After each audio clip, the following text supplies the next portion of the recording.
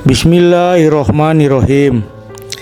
MUI atau Majelis Ulama Indonesia didirikan pada tanggal 26 Juli 1975. MUI adalah lembaga yang mewadahi para ulama, para cendekiawan Islam, para ulama dan para cendekiawan Islam. Banyak kontribusi positif MUI dalam menjaga kerukunan umat beragama di Indonesia. Tapi dari banyak kontribusi positif yang MUI yang sudah dikerjakan, ada beberapa fakta-fakta yang belum diketahui oleh publik, antara lain pertama ya, bukan institusi negara ya. MUI hanya ormas independen bidang keagamaan dan tidak ada di struktur lembaga negara. Jadi intinya MUI itu hanya swasta saja. Kedua, fatwa hanya untuk internal saja ya. Karena MUI institusi swasta atau ormas atau LSM, konsekuensinya adalah semua produk-produk hukum yang dihasilkan oleh MUI seperti aturan-aturan, kebijakan-kebijakan termasuk fatwa hanya berlaku buat internal saja. Sederhananya beginilah sebenarnya. Jadi fatwa MUI itu hanya berlaku buat ormas-ormas yang bergabung dalam MUI seperti NU, Muhammadiyah, Persis dan lain-lain. Tapi kalau di luar itu tidak berlaku sama sekali, termasuk buat orang Syiah, orang Ahmadiyah dan lain-lainnya. Ketiga, MUI bukan institusi hukum ya. Karena status MUI hanya ormas atau LSM atau swasta saja, konsekuensinya MUI tidak berhak memanggil orang atau sebuah institusi untuk minta klarifikasi, minta keterangan dan lain-lainnya. Intinya MUI tidak berhak memanggil orang atau institusi untuk memberi keterangan atau klarifikasi masalah apapun. Ya, selain tidak ada legalitas hukumnya, ini juga melanggar adab, kesopanan dan etika di masyarakat. Ini bentuk arogansi yang nyata, sangat menghina dan merendahkan orang lain. Bayangkan saja, ya, ada institusi swasta bisa memaksa orang lain supaya menghadap ke dirinya, supaya bisa memberi keterangan dan klarifikasi. Ya, jelas ini tidak ini jelas melanggar etika dalam pergaulan sosial di masyarakat. Karena itu harus ada literasi di masyarakat ya, yang berhak memanggil orang atau institusi untuk meminta keterangan atau klarifikasi hanya institusi hukum saja seperti kepolisian atau kejaksaan. Selain itu tidak boleh.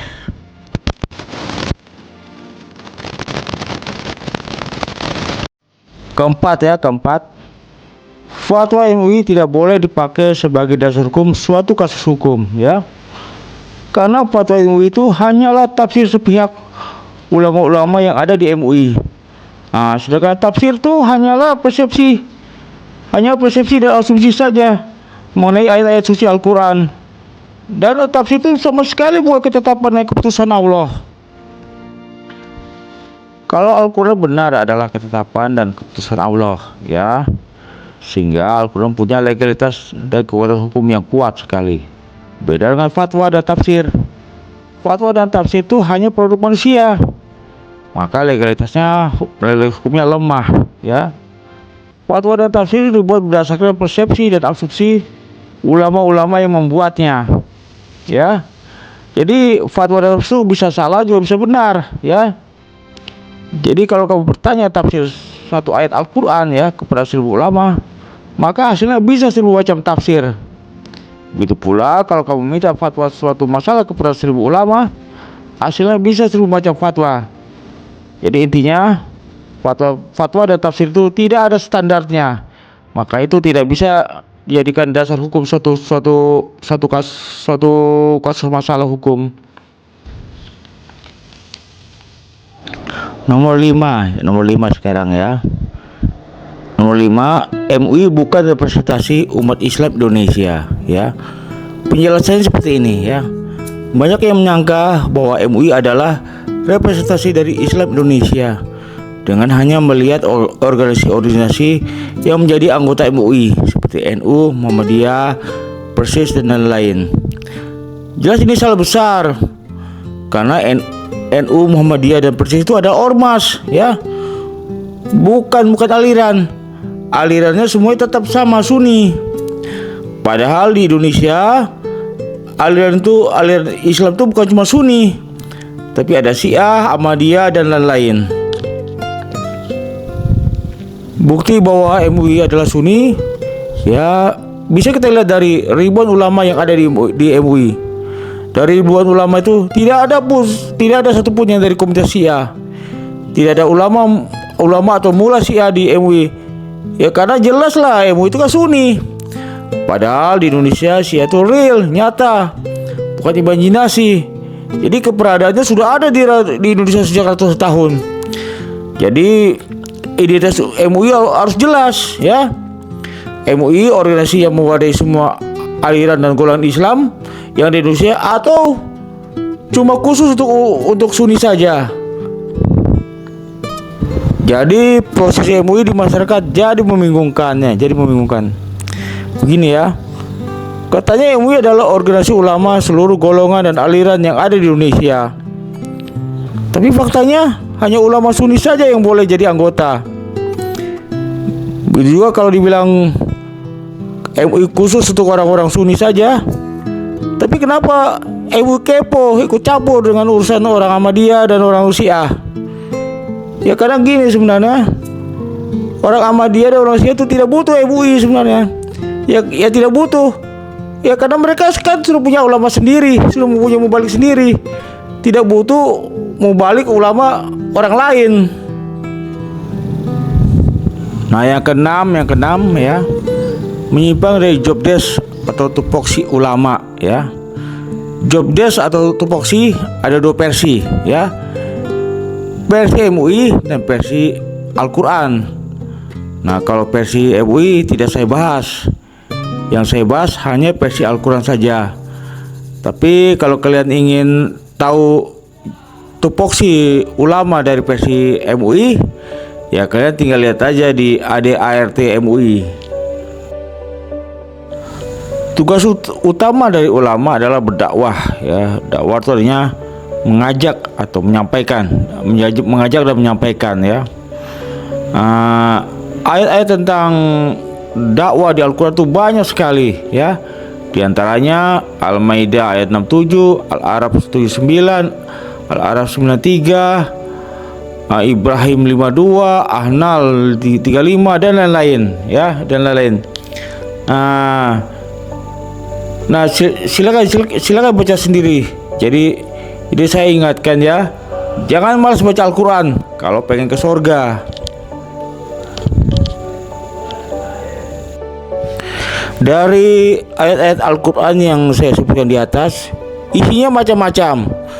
Antara lain, tugas Rasul dan Nabi hanya menyampaikan firman-firman Allah dengan sebenar-benarnya, tidak boleh ditambah atau dikurangi.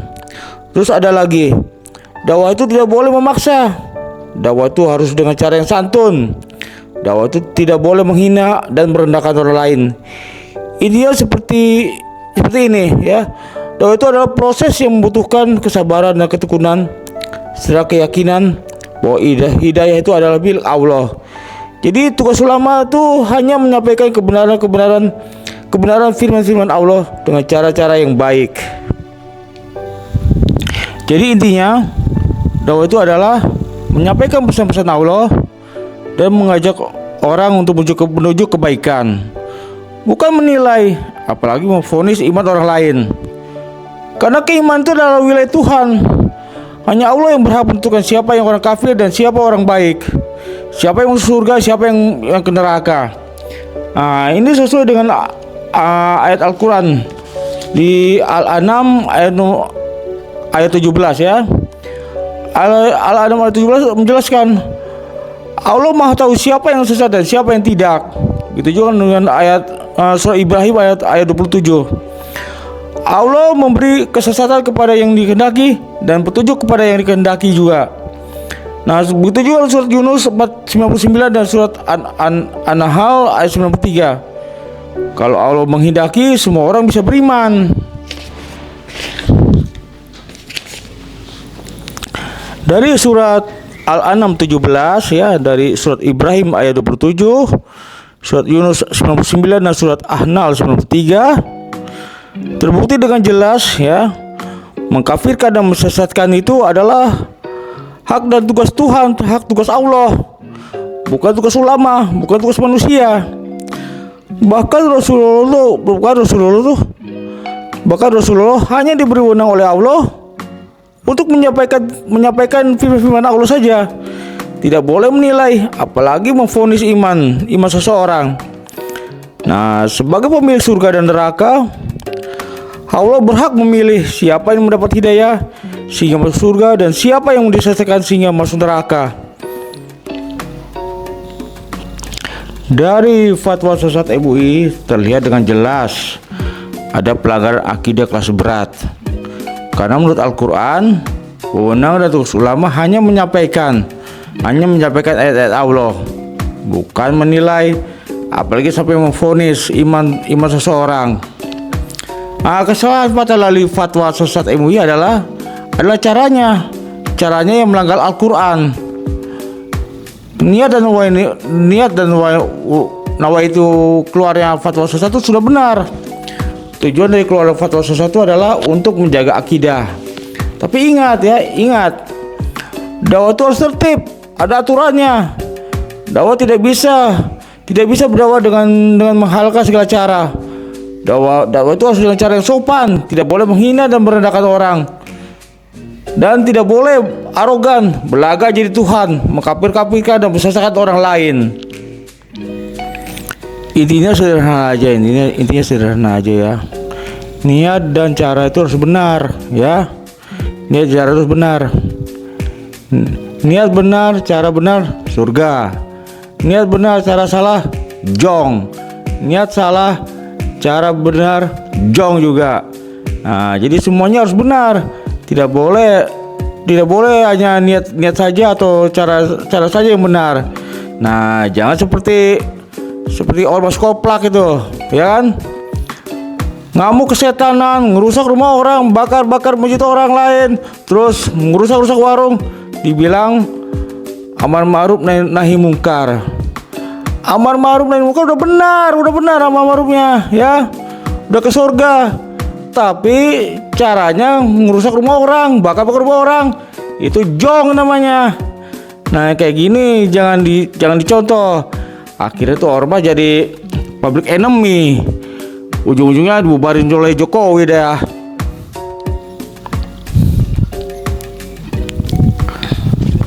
Karena terbukti fatwa sesat MUI ada pelanggaran akidah dan bertentangan dengan Al-Quran, maka hukum-hukum, aturan-aturan yang dibuat dengan melanggar Al-Quran otomatis jadi produk haram. Ya, haram untuk diyakini, haram untuk diikuti, haram untuk dikerjakan, dan yang lebih penting lagi, haram untuk dijadikan referensi dan rujukan untuk hukum-hukum yang lain. Nah, konsekuensinya adalah semua produk hukum seperti PP, peraturan perintah, peraturan daerah atau SKB 3 Menteri yang memakai fatwa sesat MUI sebagai referensi atau rujukan haram untuk diikuti, haram untuk dikerjakan. Haram tuh semua, sama seperti babi rica-rica, nggak boleh dipakai. Kecuali MUI bisa membuktikan bahwa mengkafir-kafirkan dan mensesatkan orang lain adalah halalan thayyiban. Jadi kita umat Islam ya, boleh mengkafirkan orang lain, mensesatkan orang lain sesuka kita, bebas merdeka. Nah, kedua, MUI juga harus bisa buktikan bahwa dirinya sebagai ulama, kedudukan dan derajatnya lebih tinggi daripada Rasulullah, ya. Sehingga MUI berhak untuk mengkafirkan dan mensesatkan orang lain.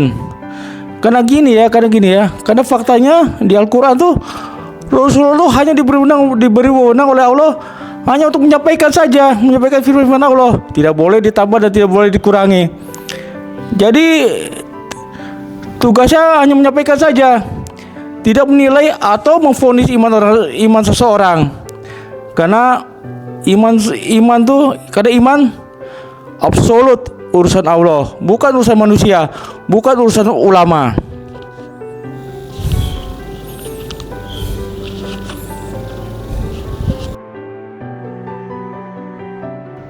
Dakwah adalah gudang pahala sekaligus ujian bagi ulama, ya. Dakwah adalah sebuah proses yang berkesinambungan dan berkelanjutan. Dakwah membutuhkan kesabaran dan ketekunan dan keyakinan bahwa hidayah itu adalah milik Allah. Ada yang istimewa dari dakwah, yaitu Allah sama sekali tidak menuntut kewajiban orang-orang yang kalian dakwahi menjadi beriman atau menjadi lebih baik. Dakwah juga bersifat general atau umum, ya. Jadi tugas dakwah itu untuk semua orang, tidak eksklusif untuk ulama saja. Menyampaikan satu huruf dari Al-Quran sudah dihitung sebagai dakwah. Mengajak dan memberi peringatan supaya orang lain hidup lebih baik hanya dengan mengatakan jangan malas, jangan merokok, jangan begadang, itu sudah termasuk dakwah. Itu sudah termasuk dakwah juga, dan Anda berhak mendapat pahala surga.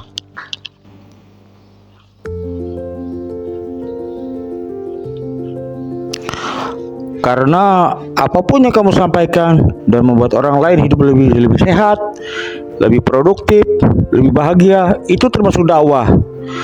Karena hakikat dari dakwah adalah membuat manusia hidup lebih baik lagi. Lantas bagaimana orang kita dakwahi? Bagaimana kalau mereka menolak dakwah kita? Tidak perlu mereka menolak ataupun menerima. Tidak perlu mereka mau beriman atau tidak. Tidak perlu mereka lebih baik atau menjadi lebih buruk. Itu bukan urusan kita lagi, ya. Wewenang manusia itu hanya berdakwah, hanya menyampaikan saja. Kalau hasilnya, serahkan semuanya ke langit, biar Allah yang urus. Nah, sekarang nomor 8 ya. Nomor 8, gagal ujian dakwah. Ya, gini saya jelaskan, ya. Dakwah adalah sebuah proses yang berkesinambungan dan berkelanjutan.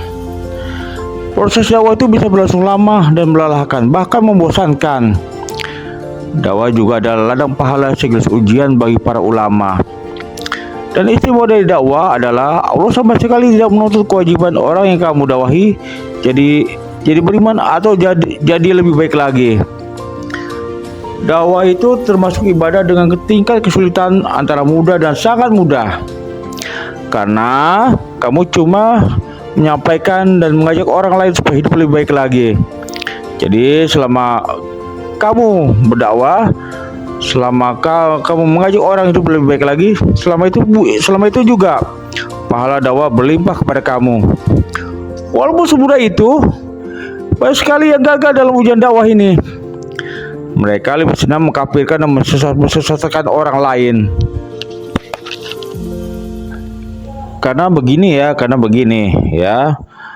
Ketika kamu mulai mengkafirkan dan mensesatkan orang lain, maka indahnya dakwah, sucinya dakwah, berkahnya dakwah, mulianya dakwah akan berubah menjadi kejahatan dan ketololan. Ketika kamu mulai mengkafirkan dan mensesatkan orang lain, maka otomatis pahala dakwah akan hangus, akan hilang. Dan lebih parah lagi, di mata Allah, kamulah penjahatnya, kamulah bajingannya, kamulah bangsatnya. Ya, karena orang-orang yang kalian kafirkan dan kalian sesatkan itu bisa jadi mereka hanya sedang menjalankan hidup saja, sedang menerima takdir dan nasibnya saja. Karena bagaimanapun juga, kita kan tidak bisa memilih takdir kita. Kita tidak bisa menentukan siapa orang tua kita, dan kita juga tidak bisa memilih agama dan keyakinan kita.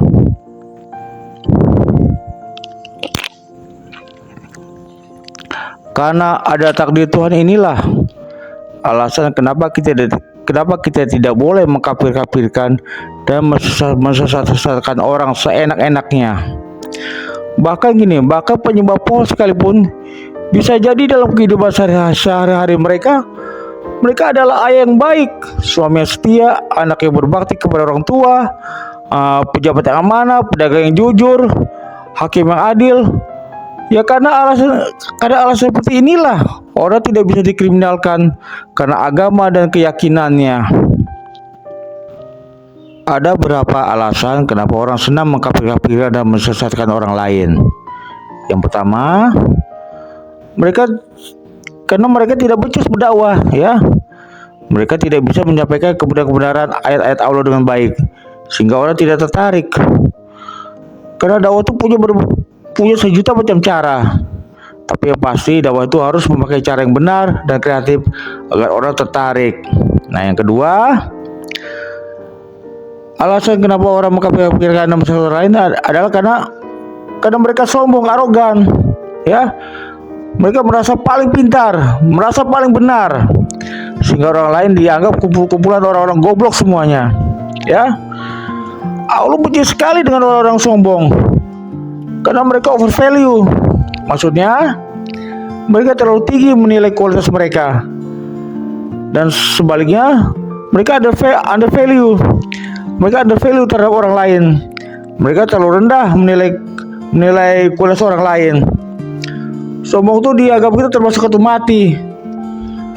Sombong dan Islam itu tidak cocok sama sekali. Nah, yang berhak arogan dan sombong hanya Allah. Yang lain tidak boleh. Jadi jangan sampai baru jadi haji, baru jadi ulama, baru jadi habib, sudah berlaga merasa jadi Tuhan, sehingga mereka merasa punya hak mengkafirkan dan membesarkan orang lain. Jadi yang pasti hanya ulama-ulama yang sombong saja yang sanggup buat fatwa sesat. Kalau ulama-ulama yang tawadu, rendah hati, nggak bakal mau mengkafirkan dan mensesatkan orang lain. Nah, ketiga, tidak sabar ya. Dakwah adalah sebuah proses yang berkesinambungan dan berkelanjutan. Proses dakwah tuh bisa berlangsung lama dan melelahkan. Bahkan dakwah paling sederhana sekalipun, seperti mengajak anak sholat 5 waktu atau mengajak suami berhenti merokok, bisa berlangsung lama, bisa bertahun-tahun, dan tidak ada jaminan akan berhasil. Nah, seperti contoh ya. Kalau kamu berdakwah, ya, kalau kamu mengajak anak umur 7 tahun supaya sholat 5 waktu, ya, tiap hari kamu mengajak, nah sholat 5 waktu setiap hari, bisa jadi tuh anak setelah umur 40 tahun atau 50 tahun baru sholat tepat 5 waktu. Nah, itu saking susahnya seperti itu dakwah itu. Begitu juga kalau kamu mengajak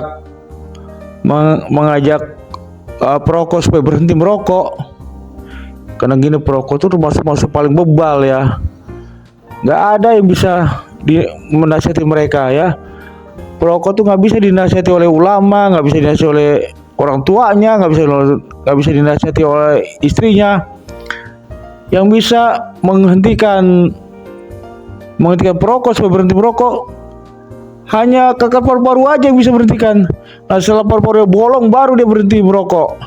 Kalau masih ada napas, ya terus aja merokok.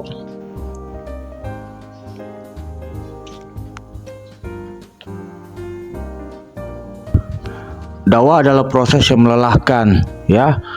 Dakwah butuh stamina dan kesabaran yang prima, ya. Jadi kalau kamu orang yang tidak sabar, tidak tekun, pemalas, lemah, ya mending tidak usah jadi ulama. Cari aja kerja lain. Jadi tukang cendol kayak tukang bakso.